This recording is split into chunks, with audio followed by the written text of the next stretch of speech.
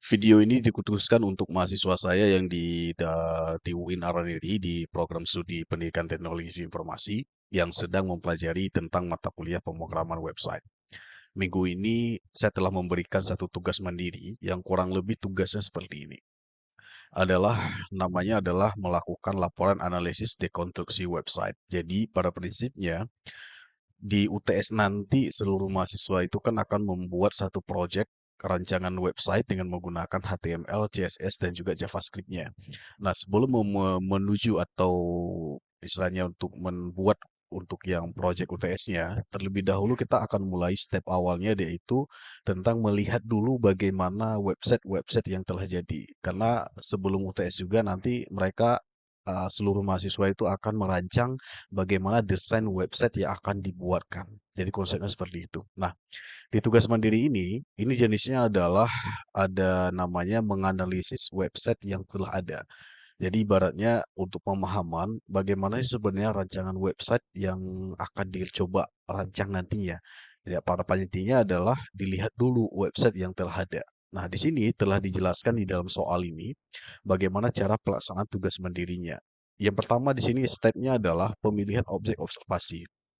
Jadi di sini silahkan seluruh mahasiswa itu, seorang mahasiswa ya, itu memilih dua dari kriteria website dengan kategori yang ditentukan seperti ini. Ada website satu, kategori dua, dan kategori tiga.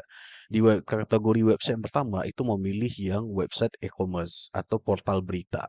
Jadi di sini letak biasa portal berita itu kan kontennya padat ya. Jadi lihat desainnya seperti apa. Yang kedua, web portofolio pribadi atau company profile atau landing specs. Nah, kemudian ketiga adalah web pemerintahan, web sekolah, web lembaga atau web kampus. Dari tiga kriteria ini atau ketiga kategori ini, silahkan dipilih dua saja mana yang diambil. Misalkan ngambil yang e-commerce dengan web pemerintahan atau diambil web portal berita dengan web sekolah, itu bisa. Nah, kemudian setelah dipahami yang step yang pertama ini, step yang keduanya di sini adalah setelah websitenya didapatkan, misalkan website apa yang didapatkan nih. Kemudian di sini silahkan gunakan tool untuk melihat source kode yang digunakan dari website tersebut. Nah, di sini kita menggunakan yang namanya fitur inspect element atau developer tool yang ada di setiap browser. Nanti saya tunjukkan gimana cara prakteknya. Nah, di ini penggunaan tool ini bertujuan untuk melihat apa? Melihat langsung kode HTML, CSS, dan juga JavaScript-nya. Yang di situ seperti kita tahu ya, tiga jenis bahasa ini adalah bahasa yang ada di sisi server, di sisi klien. Karena kalau di sisi server kita nggak bisa lihat, tapi kalau di sisi klien itu bisa dilihat. Nah, di sini tugasnya dilakukan selama 1 minggu. Nah, prosesnya seperti ini. Perhatikan penjelasannya.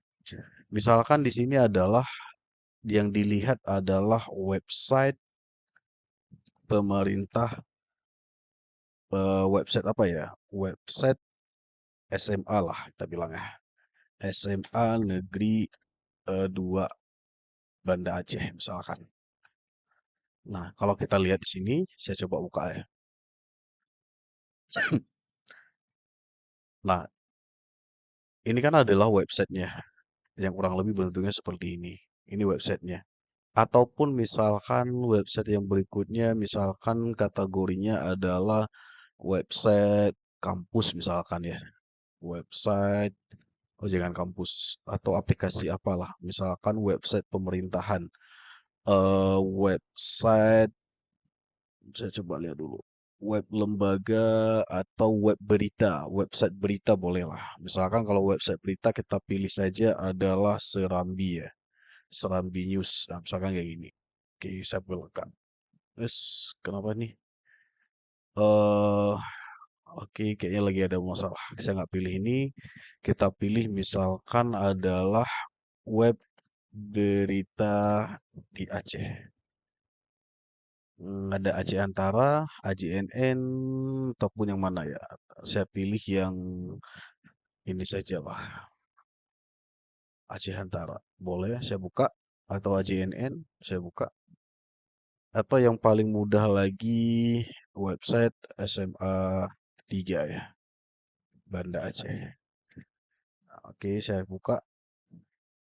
Nah, udah dapat beberapa website ya. Ada website 1, 2, kemudian AJNN, ini yang bentuknya website berita. Oh ini lagi nggak bisa buka, kita buka yang 3 ini saja, saya tutup aja. Nah ini kan udah dapat website udah dapat. Nah tugasnya apa? Tugasnya di sini adalah yang pertama, menggunakan fitur inspect element atau developer tool. Nah, caranya gimana? Caranya kayak gini. Misalkan website ini, klik saja di websitenya, di luar atau dimanapun, klik kanan, pilih inspect ini.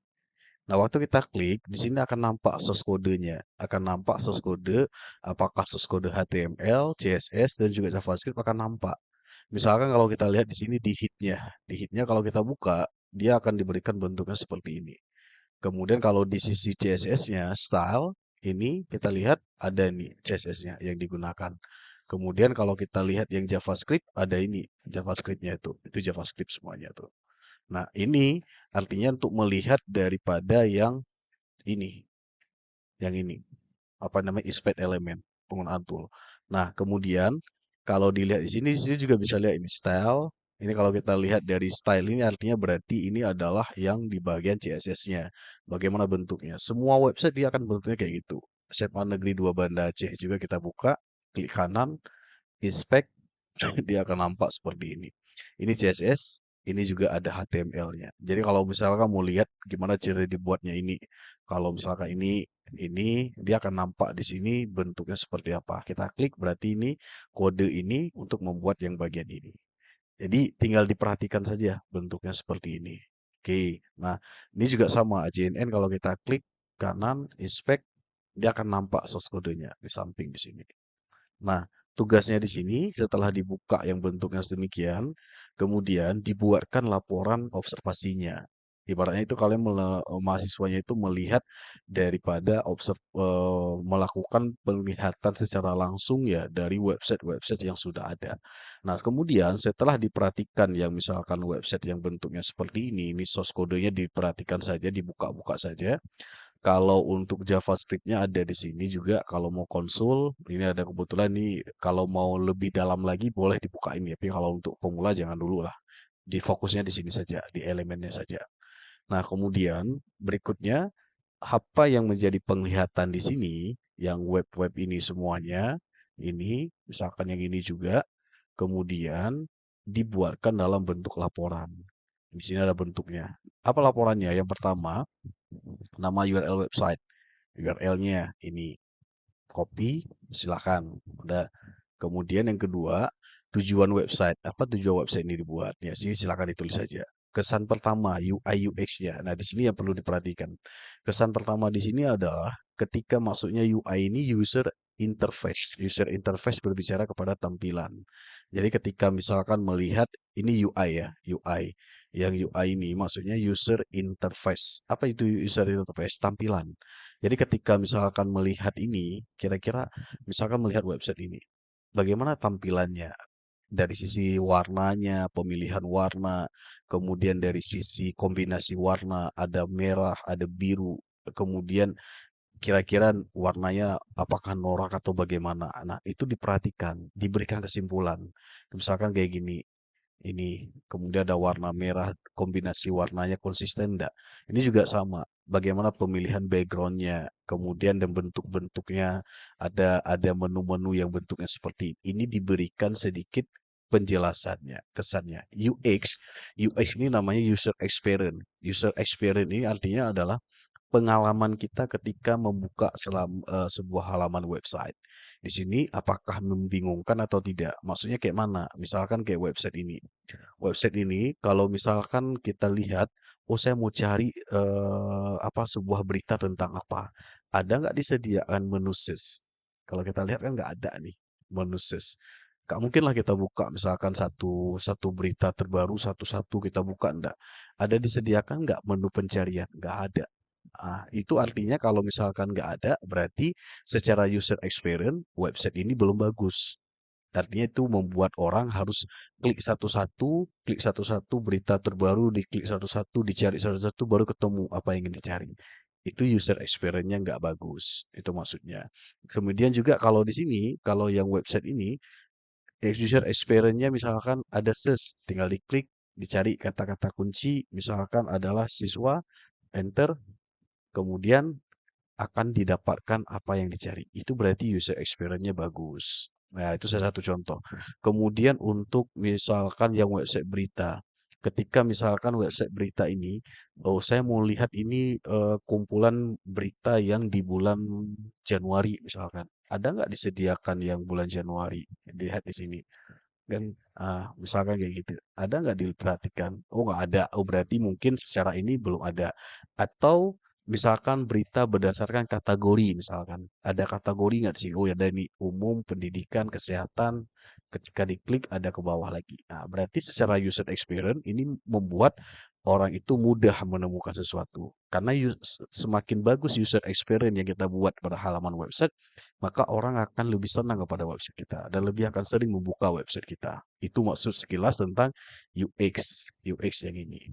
Nah, itu diberikan pemahaman kesannya di sini. Kesannya di sini diberikan, oh misalkan website ini kalau dilihat mungkin secara tampilan apa namanya, misalkan ini ya, kalau secara tampilan dia agak full ya, mungkin kurang bagus gambarnya, ini kan pecah-pecah, ini gambarnya pecah-pecah, tidak HD. Itu diberikan, berarti itu secara UI-nya. Kalau secara UX-nya mungkin bisa dilihat di sini kalau kita klik home, ini klik home, nah ini kan nggak muncul nih, nggak muncul ya. Ataupun kayak gini, ketika diklik kayak gini, kenapa muncul kayak gini? Atau saya mau mencari sesuatu, atau secara navigasi yang kita lakukan, itu memudahkan kita enggak? Ya, itu maksudnya. Diperhatikan juga untuk website-website yang lainnya. Itu artinya adalah UX. Oke, kemudian berikutnya ini di kesan. Kemudian bab kedua, analisis struktur HTML. Nah, di sini setelah kita gunakan struktur yang itu tadi, inspect element tadi, di sini diberikan pelaporannya bentuknya kayak mana. Apakah website ini sudah menggunakan elemen HTML5 seperti header atau tidak? Artinya di dalam modul itu sudah saya jelaskan ya. Modul, kalau saya buka modul itu sudah ada saya berikan penjelasan tentang perkuliahan, buku ajar, web programming, PDF, HTML. Oke. Nah, kalau di dalam modul itu sudah ada penjelasan tentang semantik HTML. Ini ya, yang di tadi atribut HTML yang di bagian di sini. Di semantik HTML. Oke, di mana saya buka. Ini modul ya, modul yang udah diberikan kepada ini ya, kepada semua mahasiswa. Nah, di sini kalau kita lihat semantik HTML ini adalah sebelum HTML5. Di sini ada keterangan. Jadi yang dimaksud semantik HTML itu adalah penggunaan HTML5 itu sudah ada elemen-elemen ini. Header, nav, main, artikel, asid, footer itu sudah ada. Kalau sebelum HTML5 itu belum digunakan, masih dominan menggunakan div. Nah, sekarang diperhatikan tugasnya apa? Diperhatikan tugasnya di sini adalah website yang dilihat tersebut sudah nggak menggunakan elemen-elemen HTML5 tersebut. Misalkan kayak gini, dilihat nih. Oh, ini ada hit. Setelah hit berarti body. Dalam body berarti dia masih menggunakan div. Nah, dia tidak menggunakan header. Headernya berarti ini nggak ada. Ini dominan dia menggunakan div. Nah, ketika dia menggunakan div, berarti diberikan keterangan. Ataukah masih menggunakan div. Ya kan? Nah, kemudian ini di screenshot. Minimal satu screenshot elemen HTML. Nah, kemudian ini di screenshot saja. Screenshot seperti biasa ya. Setelah di screenshot, diberikan penjelasan di bawah bahwasanya website ini belum menggunakan semantik HTML, masih menggunakan div. Demikian juga yang ini. Misalkan yang ini, yang website ini juga sama. Dilihat satu-satu, diperhatikan kayak gitu. Ini kalau main ini berarti sudah menggunakan semantik HTML. Nah, diperhatikan satu-satu. Ini udah ada footer nih. Footer ini kan berarti kalau dilihat footer ini merupakan bagian dari semantik HTML, HTML5. Ini berarti diberikan keterangannya, diberikan penjelasannya bahwa website ini sudah mengadopsi yang HTML5. Oke, kemudian berikutnya itu diperhatikan di bagian di sini. Jangan lupa screenshot. screenshot. Kemudian hierarki konten. Hierarki konten ini adalah susunan heading head 1 hingga heading 6. Artinya ketika untuk memisahkan topik, misalkan kayak gini. Kalau lihat website ini kan sebuah halaman ya. Saya buka sebuah sebuah inilah, sebuah berita. Nah, ini kalau kita lihat, kalau kita klik kanan, inspect, dia ini beritanya ini, kalau kita lihat bodinya ini ya, ada di sini. Ini kan pemahamannya di sini kalau kita lihat, dia di sini ada menggunakan elemen heading satu atau tidaknya. Nah, kalau kita bisa lihat di sini sebenarnya.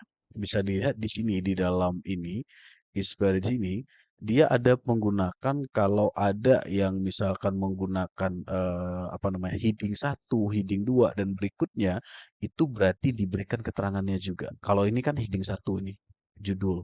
Kemudian di sini adalah ada nggak di sini misalkan penamaan ada heading 2, heading 3, berarti nggak ada. Di sini juga sama, ketika diklik satu berita, misalkan saya klik satu berita ini, berita terbaru. Nah ini oh ini nggak ada beritanya. Yang nah ini, ini kan masih hancur-hancuran berita websitenya. Ini kalau kita buka, ini inspect elemen, di sini ini berarti heading satu. Heading satu. Di dalam kontennya ada nggak heading 2, heading 3, sub-subnya? Berarti nggak ada. Nah, kalau nggak ada, berarti diberikan laporannya. Jangan lupa screenshot. Oke, screenshotnya langsung nampak ini, nampak source kode HTML-nya. Oke, kemudian itu yang bab 2. Bab 3, presentasi dan tata letak CSS. Satu screenshot juga, panel style ya. Style artinya dibuka di sini, di style di sini. Nah, dibuka ini di besarin dia kayak gini. Nah, kemudian yang dilihat apa? Di sini kira-kira dia menggunakan warna primer dan sekunder digunakan, kode hex, RGB atau apa. Kira-kira cocok nggak tuh tema website? Seperti saya bilang tadi, kira-kira nggak cocok nggak kalau dia pakai warna kayak misalkan warna biru, warna merah seperti ini. Ini kan ada backgroundnya nih, background linear gradient. Kalau kita klik dia muncul kayak gini. Linear gradient, RGB, warna merah. Kemudian ada position, ini CSS semuanya. Ini CSS semuanya. Kalau kita lihat lagi di sini, background lagi di sini, kita klik ada keterangannya di sini. Nah, ini juga nanti di screenshot, kemudian seperti biasa diberikan mengapa warna tersebut cocok atau tidak cocoknya. Kemudian tipografi, jenis font. Apakah font apa yang digunakan website ini? Misalkan kayak gini, ini font apa? Bisa diperhatikan di sini, font family, berarti di sini menggunakan Arial. Kalau ini berarti di sini menggunakan apa? Misalkan dia fontnya. Diperhatikan aja di sini, lihat yang bagian fontnya. Ini kan ada font nih, ada font misalkan di sini font family outfit sans serif. Berarti ini yang digunakan. Jangan lupa yang di screenshot berarti yang nampak jenis font yang diinikan, yang dipakai di website tersebut. Itu yang tipografi, tata letak, layouting. Apakah website ini responsif saat ukuran browser dikecilkan atau tidak?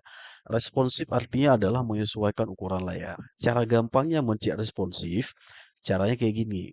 Caranya kayak gini. Install saja sebuah eh, plugin ya atau apa namanya extension.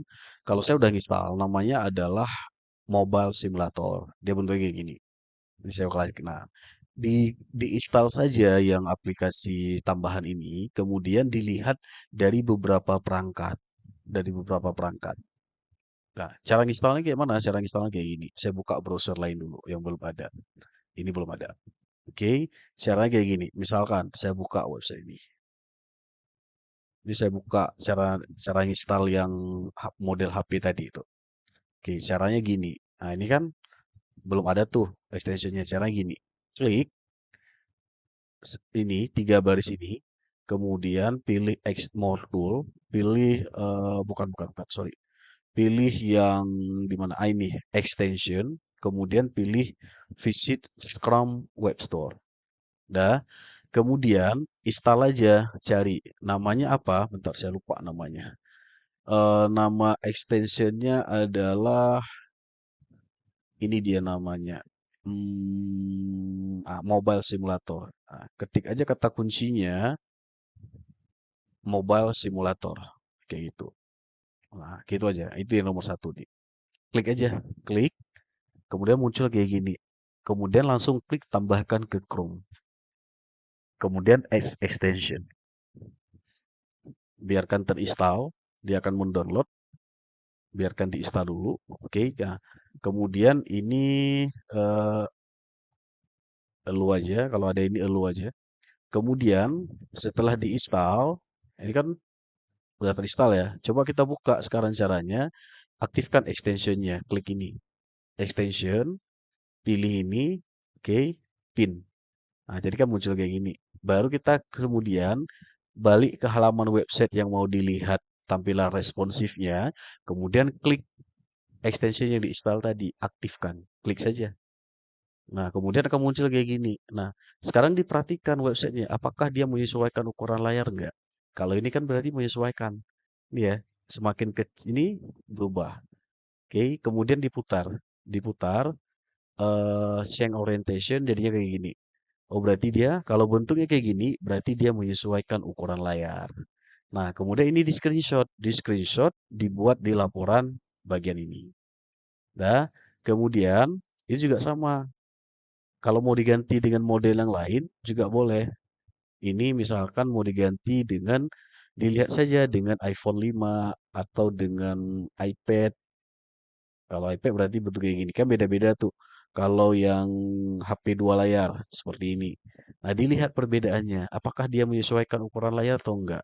Kemudian dicoba saja dengan yang lainnya. Misalkan dibuka di Zap, di jam, Apple Watch. Nah, kayak gini. Ini kalau dibuka di jam. Dia menyesuaikan ukuran layar atau tidak. Kalau dibuka dengan Galaxy, ya. Pokoknya silahkan dites aja satu-satu.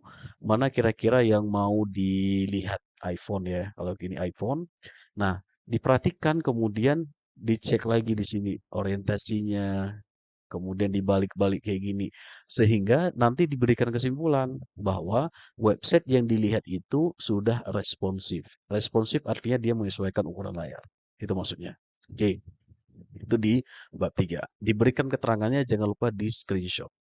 Kemudian yang keempat, interaktif JavaScript-nya. Perhatikan elemen-elemen yang bergerak atau merespon tindakan. Misalkan kayak gini.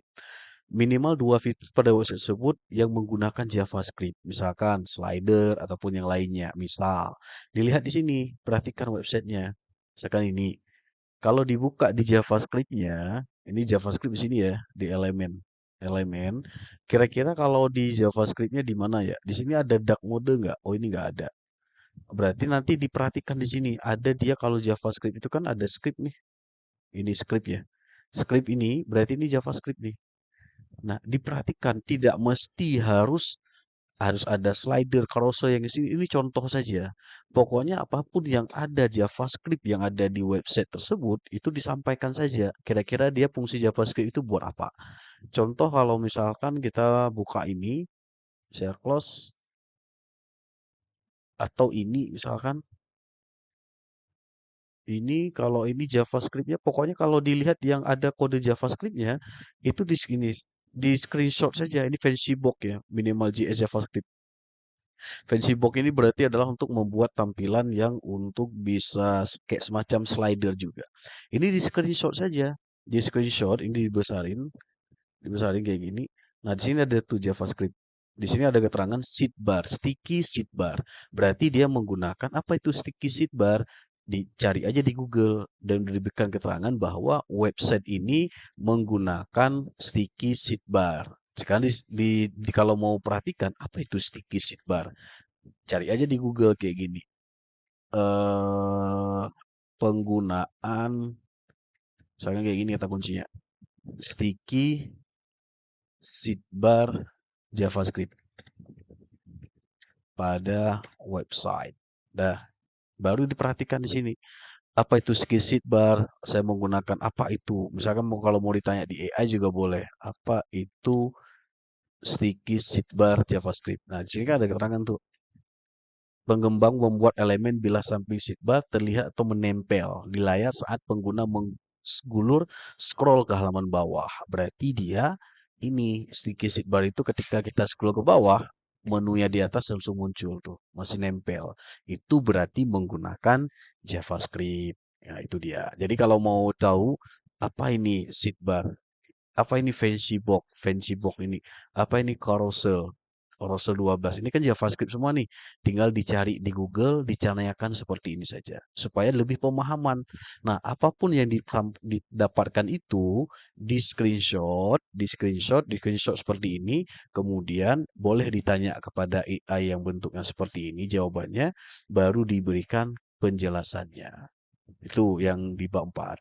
Kemudian efek interaktif itu membantu atau mempermudah sebagai pengguna. Ini kalau ketika diklik misalkan yang menu yang nempel tadi. Jadi kalau misalkan kita scroll ke bawah website ini, menunya kan nempel tuh di atas.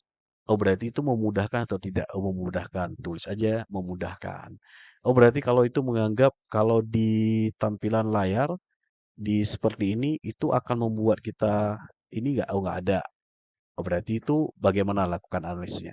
Jadi setiap yang ditemukan itu dibuat analisisnya. Nah, ini di sini. Baru yang keempat, bab 5, kesimpulan dan rencana desain. Nah, di sini dari kedua website yang sudah dianalisis tadi, baik dari sisi UI, UX, dan tampilan semuanya, kemudian barulah apa elemen desain dan fitur yang terbaik ditemukan. Oh, misalkan saya di sini menemukan yang menu bisa nempel kayak gini. Oh, berarti nanti ketika kalian merancang website untuk UTS, berarti nanti kalian akan menerapkan fitur itu. Itu maksudnya. Jadi kalau misalkan dilihat kayak gini, website ini kalau dibuka bentuknya kayak gini. Oh, ini ada slider, ini bisa digeser. Ini nggak bisa ini bisa bergerak-gerak sendiri kayak gini. Ini berarti slider.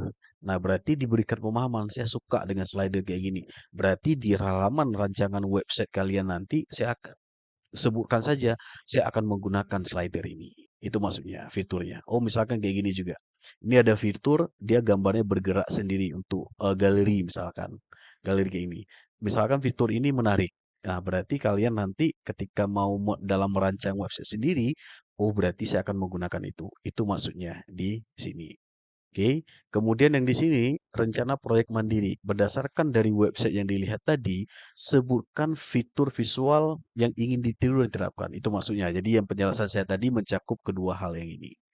Oke, jadi artinya dilihat websitenya. Oh, saya menarik kalau dibuat ada menu kayak gini. Atau misalkan ada jumlah yang bentuknya seperti ini. Oh, ini menarik. Kira-kira nanti mau diimplementasikan nggak di website rancangan yang akan kalian buat? Kalau mau dibuat berarti sebutkan. Atau bagaimana bentuknya. Itu maksudnya. Oke, ataupun kalian buka website UIN juga boleh. araniri.ac.id yang bentuknya seperti ini. Kemudian diperhatikan website Aranirinya. Di situ kalau dilihat kita buka websitenya, ada banyak misalkan yang bisa dijadikan sebagai inspirasi juga boleh. Misalkan ketika dilihat, diklik menu bentuknya kayak gini. Ini kan menarik. Saya kayak gini. Oh ini menarik. Bagaimana bentuk menu kayak gini? Tinggal di inspek saja elemennya. Dia menggunakan apa? Nah bentuknya itu. Di inspek saja. Kemudian kalau ada fitur ini bagi mahasiswa itu, oh ini menarik kayak gini. Berarti disampaikan saja. Atau dia headernya yang bentuk berjalan seperti ini. Atau kalian suka dengan bentuk yang seperti ini misalkan. Ada bentuk yang jalan-jalan yang ini, yang menu-menu seperti ini. Oh ini menarik kayak gini. Itu disampaikan saja di kesimpulan dan rencana desainnya. Itu maksudnya. Oke, itu ya. Jadi intinya adalah nanti yang tugas ini akan saya berikan penilaian. Jadi setiap penilaiannya udah saya buat bobot penilaiannya bentuknya kurang lebih seperti ini. Rubrik penilaiannya ya. Profil yang paling banyak di sini adalah ketajaman kalian dalam menganalisis HTML, CSS dan JavaScript. Itu yang paling banyak nilainya. Oke, jadi harus banyak screenshot. Banyak-banyak screenshot dan perlihatkan apa yang kalian analisis dari source code HTML, CSS dan JavaScript-nya. Oke, nah ini tugasnya penjelasannya ya. Jadi sekali lagi ini bertujuan untuk memberikan pemahaman kepada mahasiswa bahwa ketika mau membuat rancangan website sendiri nanti berarti referensinya sudah ada. Bentuk-bentuk websitenya sudah ada. Dan sekali lagi tugas ini wajib dikerjakan. Kalau tidak dikerjakan maka tidak bisa ikut UTS. Simpelnya demikian. Oke, makasih banyak penjelasannya. Kalau ada yang masih bingung silahkan tanyakan di grup.